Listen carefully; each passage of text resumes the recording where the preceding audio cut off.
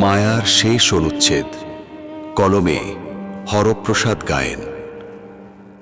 তুমি বিরক্ত হয়ো না, আমি আর শব্দ বাড়াবো না। নোটিফিকেশনের মতো নিজেকে নীরবে সাইলেন্ট করে দেব। চলে যাব তোমার জীবন থেকে, যেভাবে কেউ হঠাৎ চ্যাট হিস্ট্রি ডিলিট করে দেয়, কোনো ব্যাকআপ ছাড়া।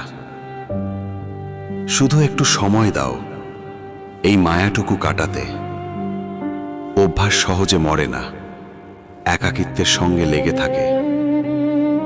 তোমার নামটা এখনো মাথার ভেতর একটা অসমাপ্ত বাক্য, ফুল স্টপ দেওয়ার সাহস পাই না। আমি জানি ভালোবাসা ফুরিয়ে গেছে, আমরা ভুলে গেছি তার শেষ অনুচ্ছেদটা। যেখানে থাকা উচিত ছিল বিদায়, সেখানে রয়ে গেছে শুধু একপাক্ষিক অপেক্ষা, আর প্রতিদিন নিজেকে বোঝানোর একটা ভাঙা রুটিন। বিশ্বাস করো, এ কোনো অভিনয় নয়। তোমাকে বেঁধে রাখারও চেষ্টা করব না। আমি জানি বিদায় সবসময় শব্দের থেকেও ভারী। একদিন ঠিক চলে যাব, কোনো অভিযোগ ছাড়া, কোনো অভিমান ছাড়া।